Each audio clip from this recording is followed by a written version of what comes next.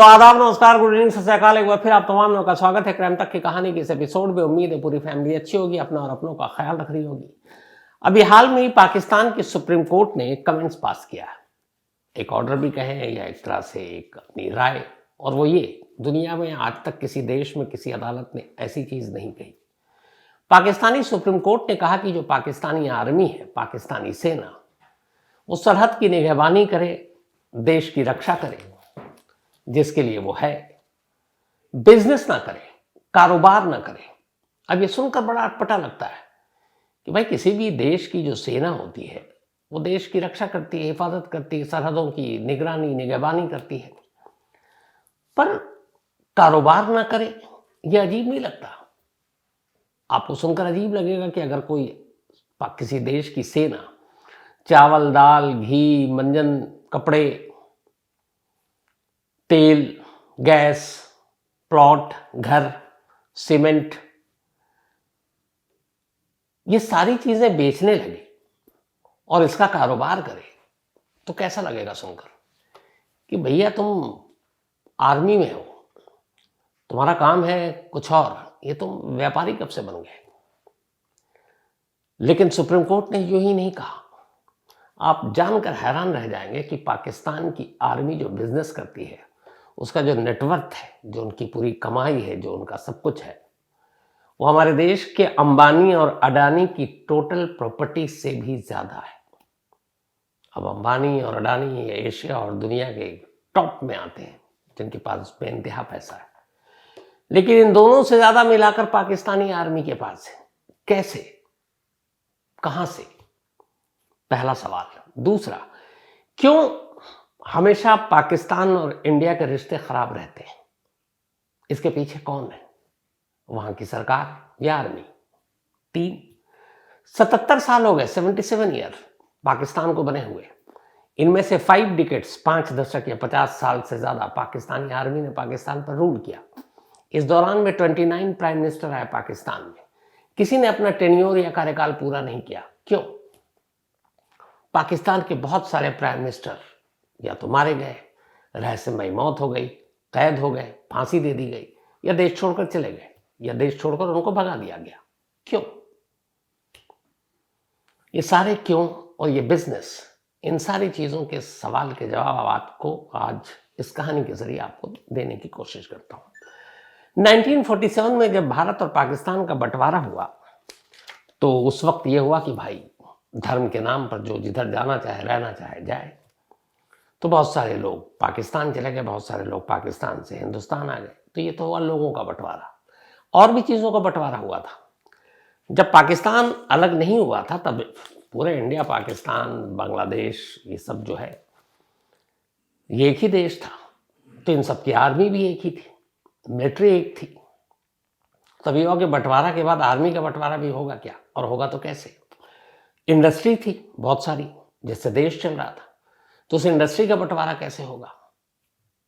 फिर पूरे देश में एक ही बैंक था, जो हमारे यहाँ आज भी RBI, reserve bank of India, वो पाकिस्तान की तरफ भी था, तो उसका बंटवारा कैसे होगा? तो बाकायदा इसके लिए भी अंग्रेजों के साथ मिलकर बैठक हुई, बातचीत हुई, और फिर यह तय हुआ कि पाकिस्तान जब अलग देश बना तो उसको जो कुल मिलिट्री सब मिलाकर थे, हमारी आर्मी, सेना, उसका 33% पाकिस्तान को देंगे। मतलब सेना के अंदर भी बंटवारा हुआ, और यह हुआ कि 33% मिलिट्री पाकिस्तान में जाएगी, और वो पाकिस्तान उनको ओन करेगा। बाकी के हमारे देश में, अपने भारत के हिस्से में आए। फिर यह है कि टोटल रेवेन्यू उस वक्त कितनी हमारे पास माल थे, खजाने में कितने पैसे थे, जो हर देश का होता है, तो रेवेन्यू कितना? तो इसमें हुआ कि रेवेन्यू टोटल जो है उसका 17%, 17% पाकिस्तान को देंगे। जब 47 से पहले पूरे देश में हमारे जो इंडस्ट्री थी अलग अलग, लगभग 1000 के करीब थी, तो उसमें से ये हुआ कि 34 इंडस्ट्री पाकिस्तान के हिस्से में जाएगा, 921 इंडस्ट्री हमारे हिस्से में। तो 34 इंडस्ट्री, 33% आर्मी का पूरा हिस्सा पाकिस्तान को, 17% रेवेन्यू, ये सारी चीजें दी गई। फिर यह हुआ कि हमारे उस वक्त खजाने में कैश कितना है, जो हर देश का एक अपना होता है, जिससे हम बाहर से चीजें खरीदते हैं। तो उस वक्त 1947 में 400 करोड़ रुपीस थे हमारे खजाने में, बाकी तो अंग्रेज ले गए थे। तो ये हुआ कि इन 400 करोड़ों में से 75 करोड़ पाकिस्तान को देंगे, 75 करोड़, और उनमें से 20 करोड़ रुपए 15 अगस्त 1947 को पाकिस्तान को दे दिया गया। बाकी के जो बचे 55 करोड़ वो अलग अलग इंस्टॉलमेंट में देने थे। तो ये सब आबादी और इलाके के हिसाब से बंटवारा हो गया, लोगों के अलावा। अब यहीं से कहानी शुरू होती है। अब पाकिस्तान को अलग मिलिट्री मिल गई, इंडस्ट्री मिल गई, रेवेन्यू मिल गया, कैश भी उनको मिल गया 75 करोड़, जिसमें से 20 करोड़ दे भी दिए 15 अगस्त को, बाकी के देने थे। लेकिन पाकिस्तान के सामने चुनौती ये थी, जो हमारे सामने भी थी, कि रिफ्यूजी की बाढ़ आ गई। अब उनको बसाना, फिर बाकी चीजें रोकना, बहुत पैसे की जरूरत थी। तो इंडिया ने ये सोचा था कि बाकी के 55 करोड़ दे देंगे, लेकिन हुआ यह कि उसी दौरान में पाकिस्तान की अब नजर कश्मीर पर पड़ गई, और उन्होंने कबालियों और इसके जरिए पाकिस्तान में, और अपनी जो आर्मी 33% उनके हिस्से में आई थी उनको भी साथ लिया और कहा कि अब कश्मीर भी अपने कब्जे में कर लेंगे। तो उन लड़ाई, जो पैसे हमने दिए थे जो उनके हिस्से के थे, वो उन्होंने हथियार खरीदने में खर्च कर डाले और अपने वेलफेयर और डेवलपमेंट के ऊपर ध्यान ही नहीं दिया। तो खैर वो कश्मीर में फिर उनको खदेड़ा गया, बाहर गए। तो इस गुस्से में फिर जो उनको बाकी 55 करोड़ देने थे, वो भारत सरकार ने, उस वक्त नेहरू प्राइम मिनिस्टर, वल्लभ भाई पटेल, इन सब ने देने से मना कर दिया। लेकिन फिर गांधी जी बीच में आ गए और उन्होंने कहा नहीं, वादा किया है तो इनको बाकी के पैसे दे दो। तो गांधी जी के फिर समझौते के बाद पाकिस्तान को बाकी के 55 करोड़ रुपए भी दे दिए गए। चलो जाओ, तुम अपना जो करना है करो। अब यहां से पाकिस्तान अपने नया एक देश, अपने आप को भाई विकसित करे, डेवलप करे, इंडिया अपना करे। पर मजबूरी ये थी कि पाकिस्तान के पास जिन्ना के अलावा कोई ऐसा लीडर ही नहीं था।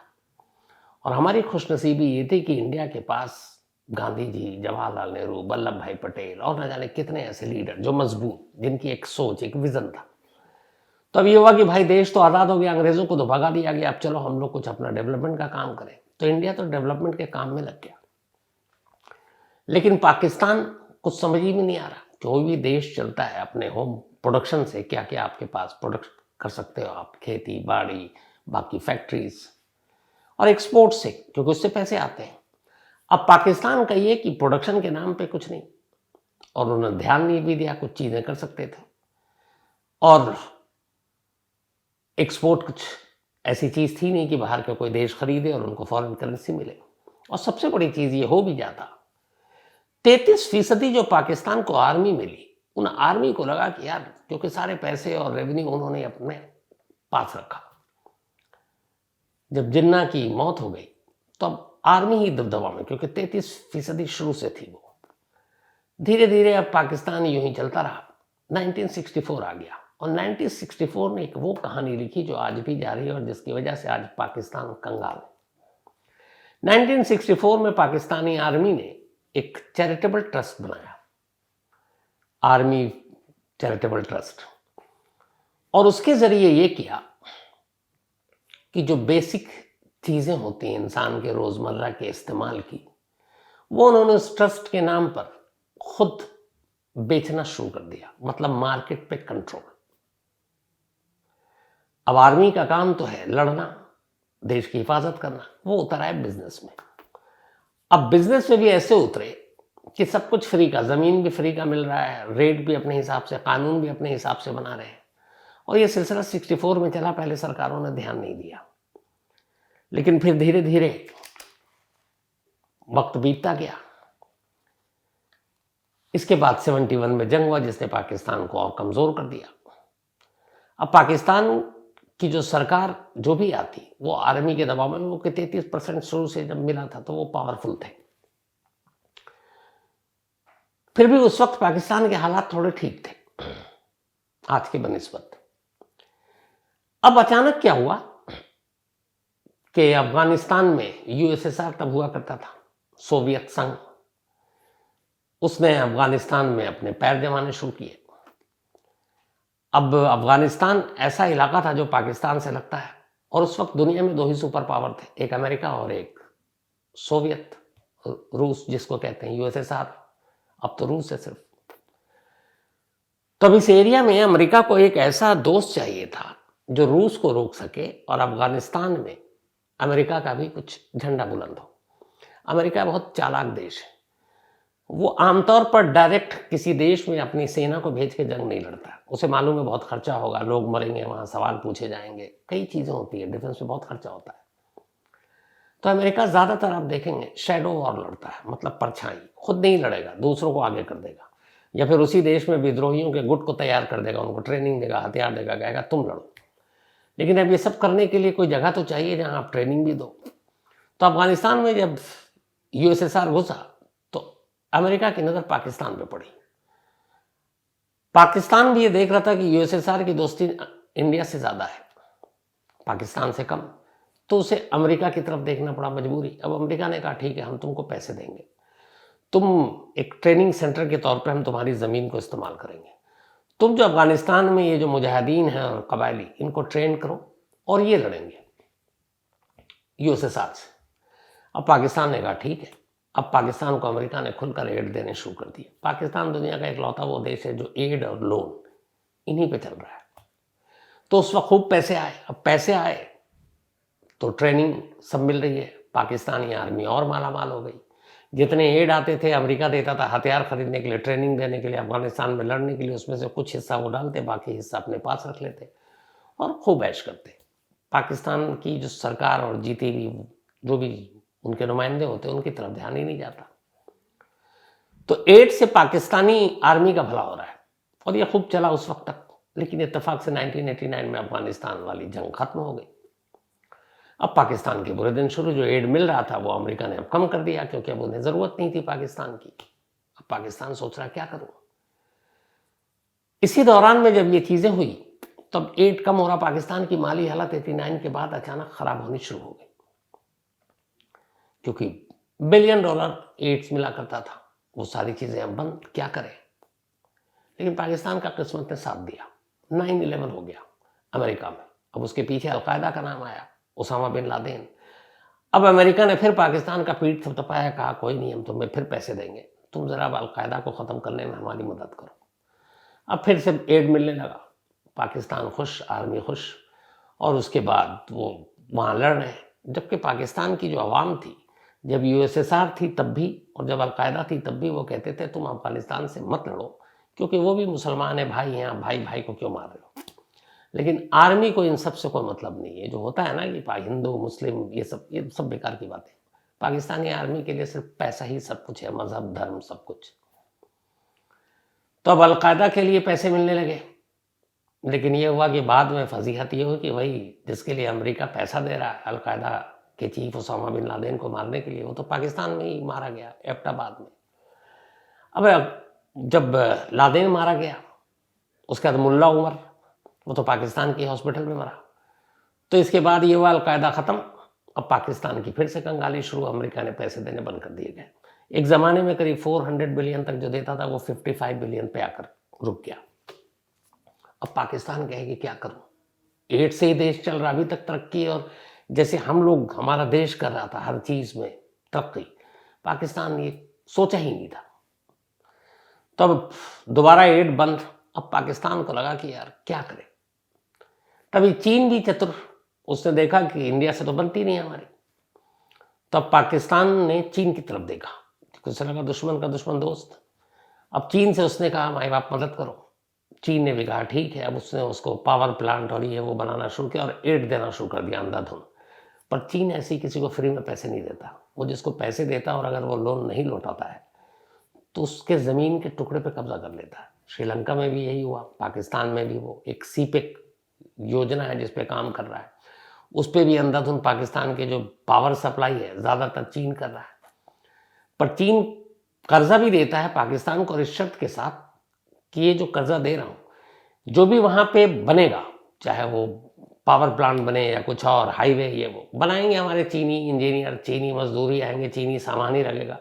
तो मतलब एक तरफ पैसा दे रहा, दूसरी तरफ अपने मैन पावर, अपनी ही कंपनी को ठेका दे रहा। वो जाते हैं, उन्हीं से पैसे भी कमा लेते हैं, पूरा पैसा वसूल हो गया, लेकिन जो कर्जा दिया हुआ वो वहीं का वहीं है, इंटरेस्ट अब भी वैसे ही वैसी है।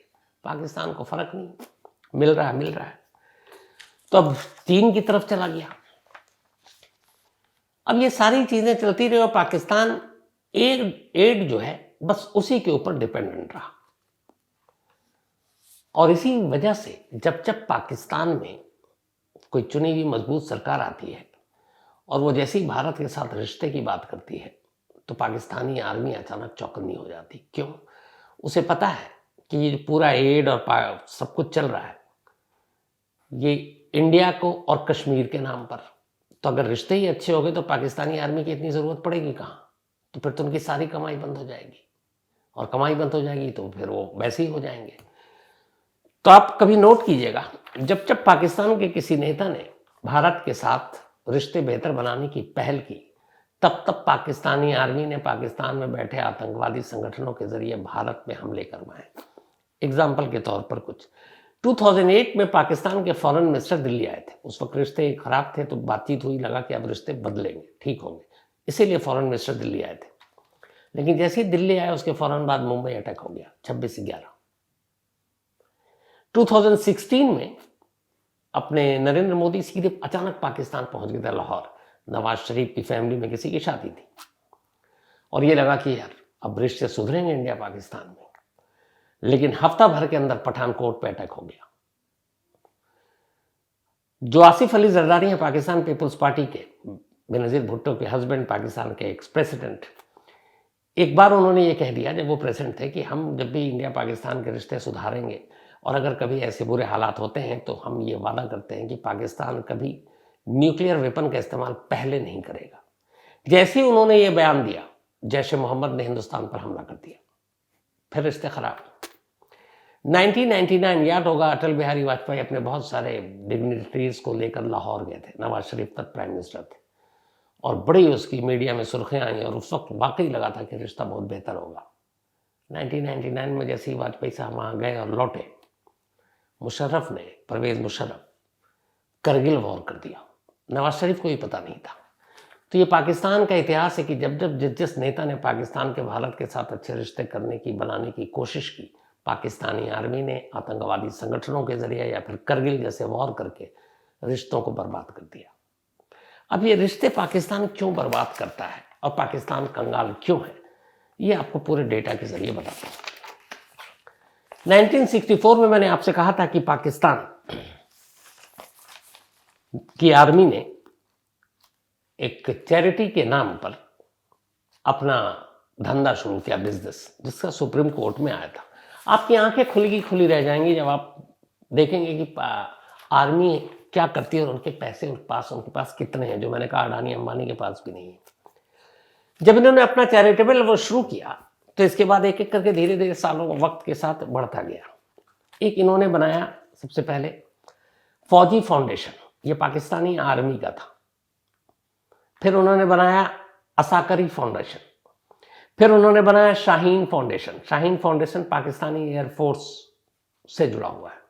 फिर बनाया बहारिया फाउंडेशन, ये पाकिस्तान नेवी का है, यानी आर्मी, नेवी, एयरफोर्स तीनों अलग फाउंडेशन। आर्मी वेलफेयर ट्रस्ट, इसके अलावा डिफेंस हाउसिंग अथॉरिटीज, ये सारी चीजें बनाई और इन सब की जो नेटवर्थ है, मतलब कोई यकीन नहीं कर सकता।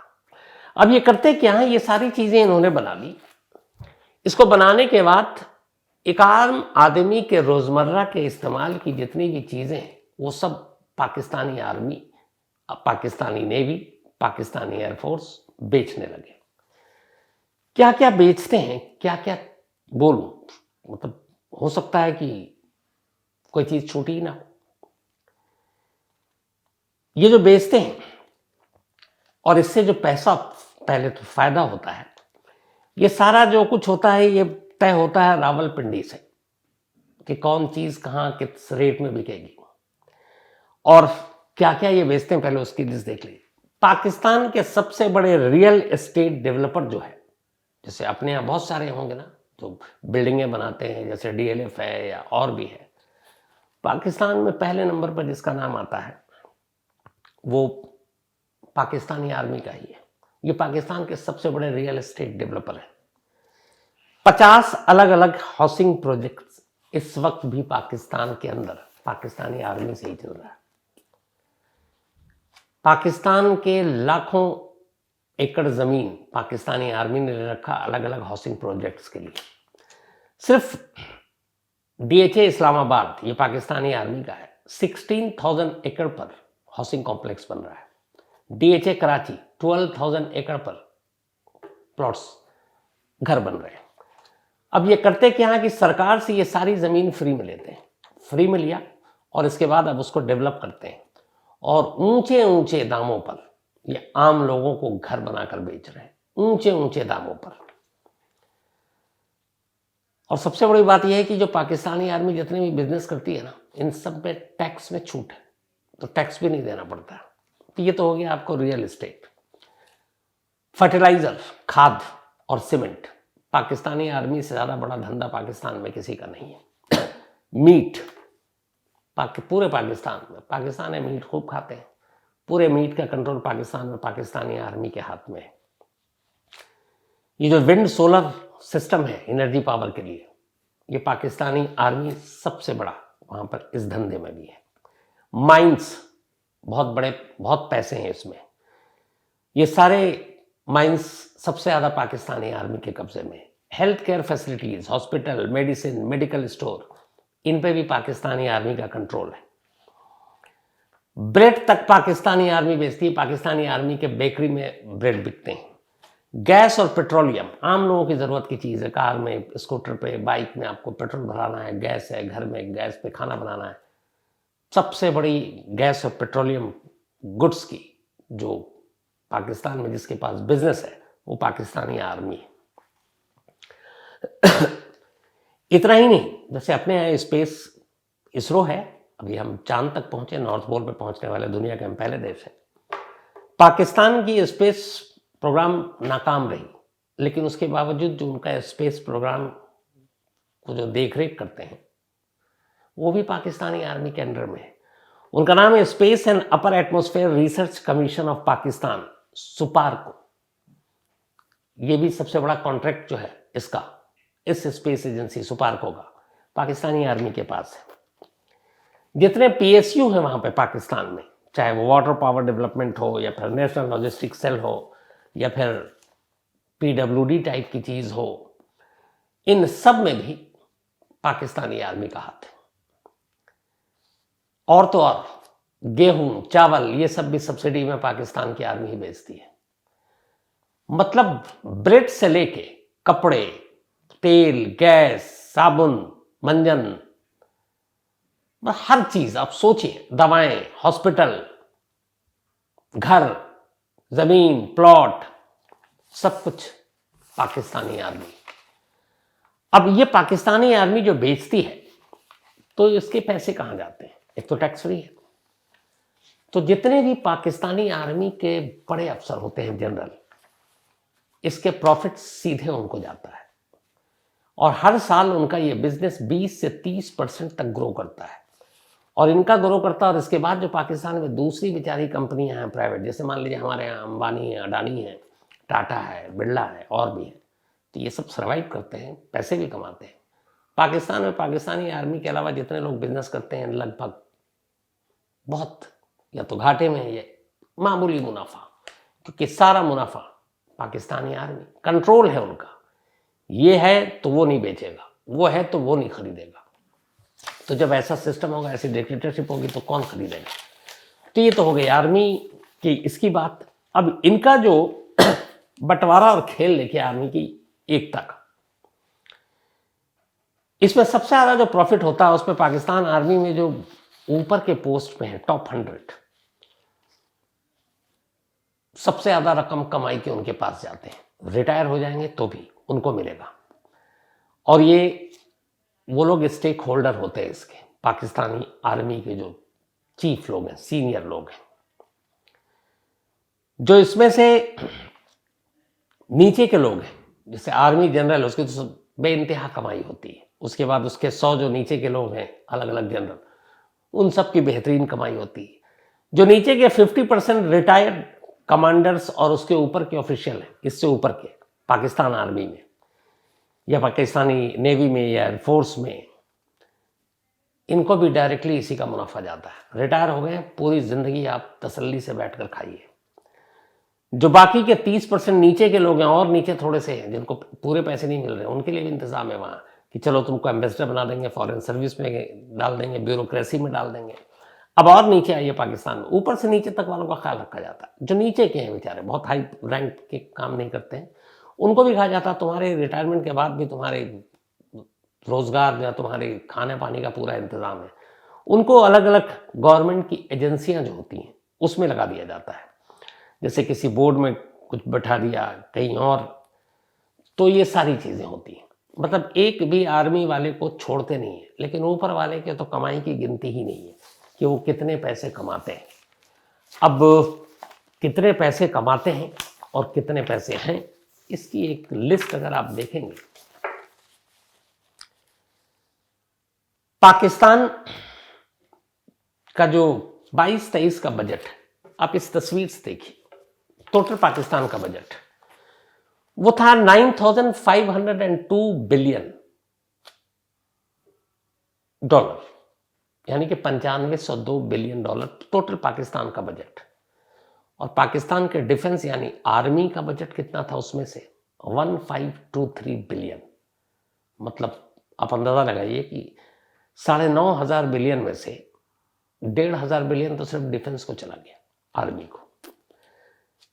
सिर्फ पाकिस्तान के टॉप 100 जो आर्मी के ऑफिशियल्स हैं उनका नेटवर्थ का भी एक रिपोर्ट आई है, 3,500 करोड़ से ज्यादा है।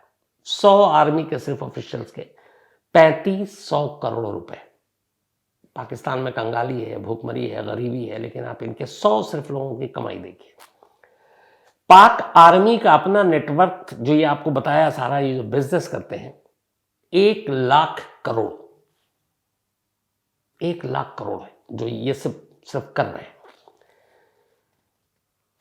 अब आइए, ये सब कुछ होने की, इसके अलावा एक बड़ी इंटरेस्टिंग चीज है, पाकिस्तान के एक आर्मी के चीफ थे जावेद बाजवा, कमर जावेद बाजवा, वो रिटायर हुए, तो इन लोगों को अपना कुछ देना पड़ता है, कुछ फिगर। तो 2016 में कमर बाजवा की जो वाइफ थी उनका नेटवर्थ, उनकी कमाई दिखाया गया था 0 रुपीज 2016 में। 2023 में कमर बाजवा की वाइफ का नेटवर्थ, अकेले उनकी वाइफ का जो है नेटवर्थ, वो था टोटल करीब 22 करोड़ रुपए, बल्कि सॉरी 220 करोड़ रुपए, 220 करोड़। जनरल की पाकिस्तानी आर्मी के सबसे बड़े चीफ, उनकी वाइफ 2016 में 0 रुपीज, 2022 में 220 करोड़ रुपीज। और पूरे बाजवा फैमिली का नेटवर्थ, जिनका इनका शुरू में 5 करोड़ भी नहीं था, रिटायरमेंट के बाद इनका पूरा बाजवा फैमिली का जो नेटवर्थ है वो है 1270 करोड़ रुपए। अब यही वजह है कि जब आर्मी में इतनी कमाई है, आप बिजनेस कर रहे हो तो सब मिलके रहेंगे। ऐसे में अगर कोई पॉलिटिशियन आता है और वो इस तरफ देखता और कहता है कि ये क्या आपका काम है देश की हिफाजत करना, आप तो धंधा कर रहे हो, आप तो बिजनेस कर रहे हो, तो जब जब ऐसा होता है पाकिस्तानी आर्मी उसको किनारे कर देती। कई पाकिस्तान के पीएम मरे, गोली चली, आज तक एक का भी खुलासा नहीं हुआ है। बेनजीर भुट्टो को गोली मारी गई, इमरान खान पे भी हाल में गोली चली, आपके इवन ज़ियाउल हक प्लेन से आए, उसके बाद ब्लास्ट हुआ, क्या हुआ पता नहीं। आपके देश निकाला हो गया परवेज मुशर्रफ, जो खुद तख्ता पलट गया था नवाज शरीफ का, बाहर। एक और थे, वो भी बाहर। तो कितने लोग मरे, कितने को, भुट्टो को तो फांसी ही दे दी गई। तो इन सब के पीछे कौन हो सकता? वजह यह कि आर्मी के पास पैसे इतने, अडानी अंबानी से भी ज्यादा, कि कोई भी अगर उनका बाहरी आता, पॉलिटिशियन आता है, तो वो बर्दाश्त नहीं करते। और एक ही सूरत में बर्दाश्त करते हैं कि या तो तुम आंख बंद करके रहो, हमें जितने प्लॉट चाहिए ये तुम करो, हमारे बिजनेस के लिए जो कानून है, रेट बढ़ाना है तो रेट बढ़ाओ, नहीं बढ़ाओगे तो सरकार गिरा दूंगा, या फिर तुमको अंदर कर दूंगा, या बाहर भेज दूंगा, या फिर किसी झूठे केस में फंसा दूंगा। ये शुरू से पाकिस्तान में होता रहा है। और यही वजह है कि हिंदुस्तान के साथ भी पाकिस्तानी आर्मी, कई ऐसे पॉलिटिशियन आए जो इंडिया के साथ बेहतर रिश्ते बनाना चाहते थे, लेकिन पाकिस्तानी आर्मी को पता है कि अगर इंडिया के साथ रिश्ते अच्छे हो गए तो फिर ये इतना जो खर्चा है डिफेंस बजट का, करीब 1523 बिलियन, इसकी जरूरत नहीं पड़ेगी। और फिर पाकिस्तानी आर्मी ये सब धंधा कैसे करेगी वहाँ लोगों को। लेकिन उसका नुकसान ये हो रहा कि पाकिस्तान कंगाल, पाकिस्तान एक बिगर देश के तौर पर आया, क्योंकि वो सिर्फ लोन लोन लोन और एड पर ही सफ़र कर रहा है। पूरे पाकिस्तान में आपने देखा होगा ब्लैकआउट, बिजली की किल्लत है, वहाँ पे खाद्य की कीमत है, गेहूं की बोरियां लूटी जा रही थी, पेट्रोल के दाम, सब्जियों के दाम, अनाज के दाम आसमान छू रहे हैं। वजह यह है कि कंट्रोल आर्मी का है और आपका ना प्रोडक्शन है ना आपका एक्सपोर्ट है। पाकिस्तान के खजाने में पैसे नहीं बचे फॉरेन एक्सचेंज जो कहते हैं हम, फॉरेक्स मनी, क्योंकि कोई भी देश जब बाहर से कोई चीज़ खरीदता है तो उसके लिए आप पाकिस्तानी करेंसी तो देगा नहीं, औकात नहीं है उसकी। तो हर देश दो चीज़ों से खरीदता है, मेनली गैस हो या ऑयल हो, आपको ये दो चीज़ें तो ज़रूरी है, क्योंकि तेल और गैस तो आप पैदा नहीं करते हो। तो या तो गोल्ड का आपके पास खजाना हो, गोल्ड देकर खरीदिए, या फिर फॉरेन करेंसी हो जैसे कि डॉलर हो, या उस देश की करेंसी जहाँ से आप खरीद रहे हैं। तो पाकिस्तान के खजाने में वो भी नहीं है, बहुत कम है फॉरेन करेंसी। पता नहीं कब तक ऐसे चलेगा। श्रीलंका का हाल आप देख चुके हैं, हाल में कंगाल हो चुका था। लेकिन आर्मी को कोई फर्क नहीं पड़ता, आर्मी माला माल, यानी कि एक देश कंगाल हो रहा है, आर्मी माला माल हो रही। दुनिया में हर देश आर्मी को ओन करती है। एक देश होता है तो अपनी हिफाजत के लिए आर्मी रखती है, लेकिन पाकिस्तान में कहते हैं कि पाकिस्तान में आर्मी एक देश को ओन करके रखी हुई है। उल्टा है, पाकिस्तान को एक आर्मी ने ओन किया हुआ कि तुम हमारे देश हो, वरना बाकी देश ये कहती कि तुम हमारी आर्मी हो। ये उल्टा, और ये वो आर्मी है। 1947 से आज तक पाकिस्तानी सेना ने, पाकिस्तानी आर्मी ने एक भी जंग नहीं जीती। लेकिन कहावत ये भी है कि आज तक पाकिस्तानी आर्मी एक भी चुनाव नहीं हारी। चुनाव कैसे हारेगी? जिसको वो चाहती है वही प्राइम मिनिस्टर बनता है। अभी आप देख लीजिए, इमरान खान से अनबन हुई बाजवा की, वो किसी और को बनाना चाहते थे, जिसको वो बनाना चाहते थे आर्मी चीफ, वो नवाज शरीफ खेमे का था। इमरान खान को लगा तख्ता पलट देगा, वो तैयार नहीं हुए। इमरान खान ही बाहर, अब जेल के अंदर है, कई सारे केस खुले हुए। ये नवाज शरीफ कुछ वक्त पहले लंदन में थे, अब वापस आ गए हैं, क्योंकि अब आर्मी उनकी दोस्त हो गई है। तो यहाँ पे ये सारी चीज़ें ऐसे ही चल रही है। लेकिन पाकिस्तान कंगाल है, और आपने सुना होगा बार बार पाकिस्तान भीख मांग रहा है। एक तरह से यही शब्द पाकिस्तान के एक मिनिस्टर ने खुद कहा है कि बेगर्स हैव नो चॉइस। अब कर्ज कहां से लें? अमेरिका ने इस वक्त देना बंद कर रखा है, चीन मतलब ही है, दे रहा है। जिस दिन लोन नहीं लौटाओगे उस दिन वो जमीन कब्जा लेगा। तो अब दो जगह बचती है, एक है आपका वर्ल्ड बैंक, एक है IMF. IMF means international monetary fund. अब ये आईएमएफ और वर्ल्ड बैंक आमतौर पे, जैसे हम आप बैंक से लोन लेते हैं, हमें घर खरीदना हो, गाड़ी खरीदनी हो तो हम लोन लेते हैं। कई बार रिस्की भी होता है, लोन नहीं लौटाते हैं तो उठा लेते हैं गाड़ी। लेकिन कहते हैं कि दुनिया में किसी देश को कर्ज देना बड़ा सेफ होता है, क्योंकि भाई ये कंट्री हो, लौटाओगे इस बात की तो गारंटी है। तो अब ये दो अलग अलग चीजें हैं। वर्ल्ड बैंक भी कर्जा देती है, आईएमएफ भी देती है। ये दोनों अलग क्यों देती है? वजह यह है कि दोनों अलग अलग चीजें। वर्ल्ड बैंक किसी भी देश को सिर्फ इसलिए कर्जा देती है कि उस देश में कोई डेवलपमेंट का काम हो। जैसे हमारे यहाँ रेलवे की जाल बिछाना, हमें हाईवे बनाना हो, हमें सड़क बनाना है, एक्सप्रेसवे बनाना हो, हमें बेहतरीन हॉस्पिटल बनाने हैं, बेहतरीन बाकी चीज़ें बनाने हैं, कॉलेज स्कूल बनाने हैं। तो जहाँ लगेगा कि ये विकास का काम के लिए पैसे मांग रहे हैं, डेवलपमेंट के लिए, तो वर्ल्ड बैंक मदद करती है। तो एक जो नॉमिनल इंटरेस्ट रेट होता है उस पर वर्ल्ड बैंक कर्जा दे देती है, आप ले लेते हैं। लेकिन कंगाली के लिए वर्ल्ड बैंक कर्जा नहीं देती है कि आप भैया खाली कर्जा लिए जा रहे हो, लौटा भी नहीं रहे हो, और आपको क्यों कर्जा चाहिए। तो जैसे ऐसा नहीं, वर्ल्ड बैंक से हम लोगों ने, इंडिया ने भी कब्जा लिया, रेलवे के लिया और भी कुछ प्रोजेक्ट्स के लिए लिया, लेकिन हम डेवलपमेंट के लिए ले रहे हैं। अब ये नहीं कि हम वर्ल्ड बैंक से पैसा लें और हम उसका हथियार खरीदना शुरू कर दें, ये हो ही नहीं सकता है। तो वर्ल्ड बैंक हमेशा डेवलपमेंट के लिए पैसा देता है। अब पाकिस्तान में डेवलपमेंट तो हो नहीं रहा, क्योंकि वैसे ही पैसे नहीं है उनके पास। तो एयरलाइंस के पेट्रोल के लिए भी पैसे नहीं है, लोगों को बिजली देने के लिए पैसे नहीं है। बचा आईएमएफ, इंटरनेशनल मॉनेटरी फंड जिसको कहते हैं।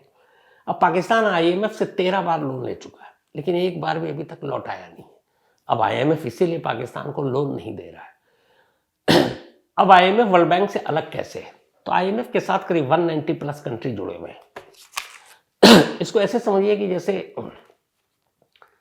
एक बहुत सारी वो महिलाएं करती है ना, वो पैसे जमा, किटी पार्टी। तो किटी में क्या होता है कि 10 दोस्त या 15 दोस्त बैठ गए, ये मेल भी करते हैं, और ये हुआ कि यार किटी करते हैं तो हर एक ने 100-100 रुपए दे दिए, मान लीजिए 10 है।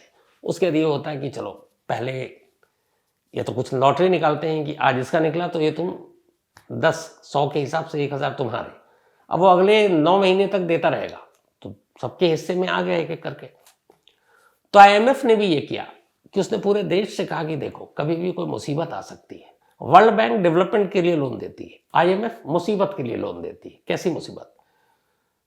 आपके यहां नेचुरल डिजास्टर हो गया, भूकंप आ गया, बाढ़ आ गई, या कोई और सुनामी आ गई, तबाही आ गई, तो कहता है कि भाई ऐसे में मदद करो। ये आपके ऊपर हमला कर दिया किसी ने, जंग हो गई, जंग में सारे पुल, सड़क, जो बाकी चीजें हैं, अस्पताल, कॉलेज सब उड़ गए, टूट गए, जैसे अभी यूक्रेन में हो रहा है।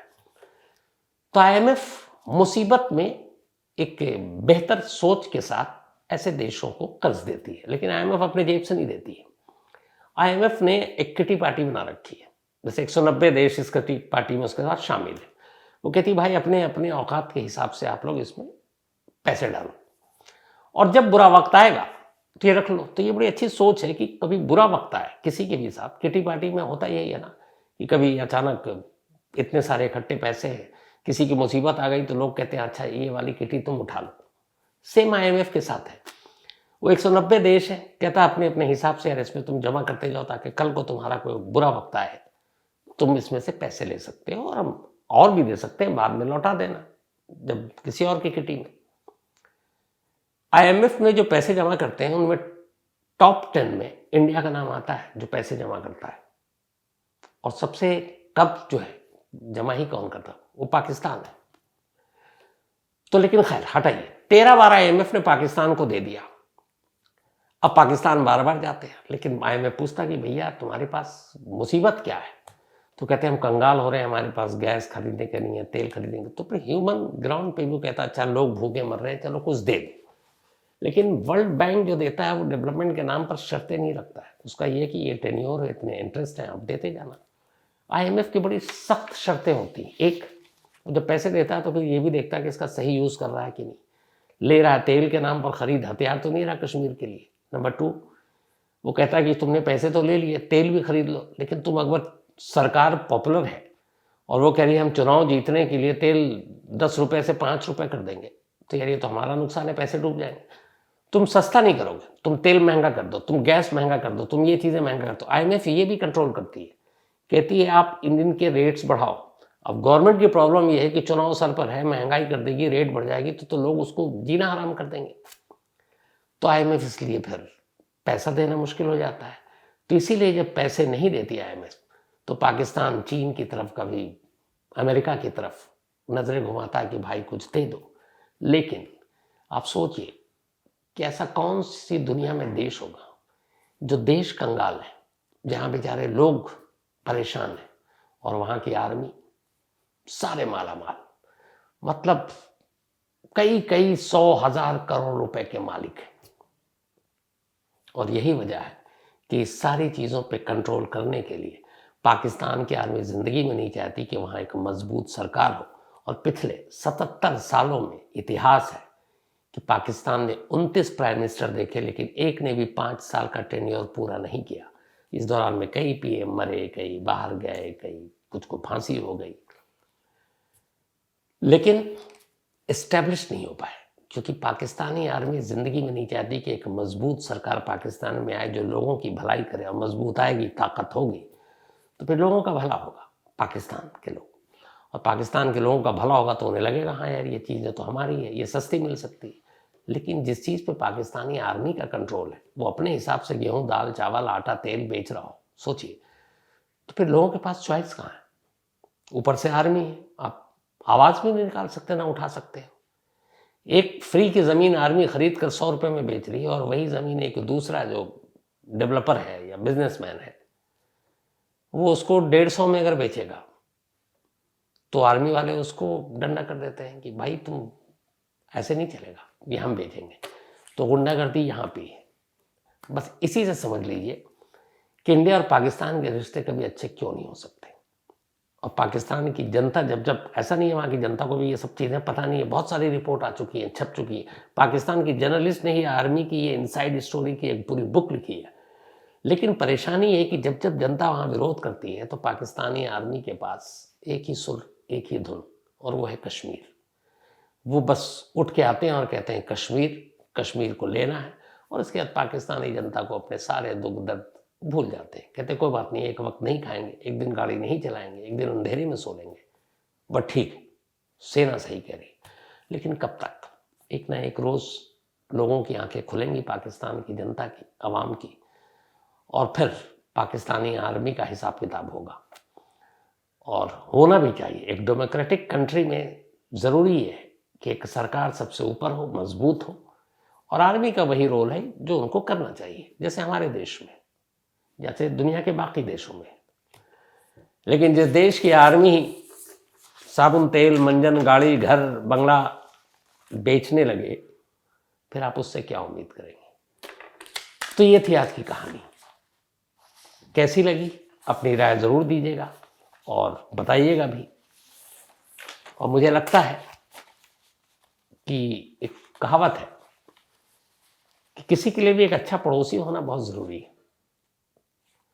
तो काश पाकिस्तान की आर्मी भी ये समझ जाए और ये लालच और ये सारी चीज़ें छोड़ दे। लोग मर रहे हैं, कंगाल हैं, लोन पे लोन मांग रहे हैं, और वो अपना घर आबाद किए जा रहे हैं। लंदन से लेकर स्पेन से लेकर अमेरिका तक का पाकिस्तानी आर्मी के इतने जनरल और उसके नीचे के लोग हैं जिनकी बेइंतहा प्रॉपर्टी है। उनके बच्चे सब विदेश में पढ़ते हैं, वो जाकर वहीं सेटल हो जाते हैं, लेकिन जनता वही है। अब पता नहीं पाकिस्तान की आवाम को भी ये चीज़ें कब समझ में आएंगी। तो आज की कहानी में इतना ही। कहानी खत्म करूं उससे पहले वही अपना सिलसिला। आज अरसलान इनका बर्थडे है, तो हैप्पी बर्थडे अरसलान। और ये भेजा आयशा और अब्दुल करीम ने, उनके बेटे हैं अरसलान। अनिकेत का भी आज जन्मदिन है, तो हैप्पी बर्थडे अनिकेत। और यूपीएससी के लिए अटेम्प्ट कर रहे हैं, ऑल द बेस्ट अनिकेत। आप जरूर यूपीएससी निकालोगे, बस हिम्मत मत हारना, मेहनत किए जाना। ईशान सिंह, इनका भी आज जन्मदिन है, हैप्पी बर्थडे ईशान। और ये भेजा प्रेम ने है। साथ ही सुनील सचपारा, इनकी आज मैरिज एनिवर्सरी है, तो happy marriage anniversary Sunil. Wife का नाम इन्होंने भेजा नहीं, आजकल लोग वाइफ को बोलते जा रहे हैं। भेजा इन्होंने देवभूति और जिहावी हैं, इनकी बेटियां हैं। निरंजन प्रजापति, इनकी भी आज मैरिज एनिवर्सरी। और देखिए इन्होंने भी अपना तो भेज दिया, वाइफ का नाम ही नहीं भेजा। क्या हो रहा है आप लोगों को यार? देख लीजिएगा आप लोग घर में अपने अपने पतियों को। स्वाति रानी और दीपक शर्मा, चलिए अच्छे लोग निकले। इन दोनों की मैरिज एनिवर्सरी है क्योंकि दोनों का नाम आया है। इसके अलावा पूनम कांदूकर और भूषण कांदूकर, इन्होंने भी भेजा। देखिए जोड़ी के साथ नाम, आप दोनों की हैप्पी मैरिज एनिवर्सरी। और साथ ही राशि शर्मा और अरविंद, आप दोनों को भी है हैप्पी मैरिज एनिवर्सरी और बहुत बहुत बधाई। आज हमारे दफ्तर में 2 खास क्राइम तक फैमिली मेहमान आए थे और वाकई मिलकर बहुत अच्छा लगा। और इनका जो निक नेम है वो बहुत पहली बार मैंने लाइफ में सुना और बहुत खूबसूरत है। वो सेहतमंद, हेल्दी, स्वस्थ। तो एक थी हुमैरा और एक लीना। लीना बड़ी बहन, हुमैरा छोटी बहन। और ये दोनों वैसे अफगानिस्तान की हैं, लेकिन अफगानिस्तान के हालात ऐसे थे, इन्होंने जो लीना ने मुझे कहानी सुनाई कैसे इनकी माँ के ऊपर भी जुल्म हुआ और कैसे इनका परिवार फिर अफगानिस्तान छोड़ने को मजबूर हुआ। उसके बाद ये लोग वहाँ से निकले, फिर जर्मनी गए और अब ये दोनों अमेरिका में हैं और सैन फ्रांसिस्को में। तो बहुत अच्छा लगा मुझे लीना और हुमैरा आप दोनों से बात करके। ऊपर वाला आप लोगों को हमेशा अच्छा रखे और यही दुआ करूँगा अफगानिस्तान के हालात फिर से अच्छे हों और अफगानिस्तान में फिर आप लोग लौटे और अपनों से मिले। थैंक यू सो मच मुलाकात के लिए। इसके अलावा विकास मीना, इन्होंने कहानी की फरमाइश की है। कस्तूरी निनी, इनकी एक शिकायत है कि बीच में वही आ जाता है ऐड, नाम नहीं लूँगा, क्या करूँ कस्तूरी जी। पद्मुन्या राव, इन्होंने एक जोक भेजा। उन्होंने कहा कि सर पुलिस स्त्रीलिंग है या पुल्लिंग है, यानी कि पुलिस मेल है या फीमेल है। मैंने कल वाइफ से भी पूछा और बड़ा अच्छा जोक है इनका कि हम ये तो कहते हैं कि पुलिस आ रही है और पुलिस जा रही है। पुलिस आ रहा और जा रहा कभी नहीं बोला। हाँ ये कह सकते हैं पुलिस वाली आ रही है और पुलिस वाली जा रही है, पुलिस वाला आ रहा है और पुलिस वाला जा रहा है। वैसे आपने सही कहा, पुलिस में है तो ज़्यादातर मेल, लेकिन पुलिस के बारे में जब बात करते हैं तो फीमेल हो जाता है कि पुलिस आ गई। राजेश समुनत एक कहानी की फरमाइश की है। इसके अलावा Namita Srivastava, thank you so much Namita आपके इस प्यार भरे मेल के लिए। Urmi Singh, thank you so much, और आपके बेटे उत्कर्ष को भी। और मैं डेट हर कहानी में तो लेता नहीं हूँ, और दिन हाँ मंडे कई बार बोल देता हूँ, तो कोई बात नहीं उत्कर्ष बेटा, इस मंडे को फिर बताऊंगा कि आज मंडे है। तो आज कहानी में इतनी ही। अब आपसे मुलाकात होगी वैसे तो मंडे को कहानी में, लेकिन कल संडे है तो कल फॉलो अप के नए एपिसोड के साथ रात 9 बजे मैं हाजिर होऊंगा। और वैसे कहानी में अब मंडे को आपसे मुलाकात होगी। तब तक अपना और अपनों का ख्याल रखिएगा। Thank you very much.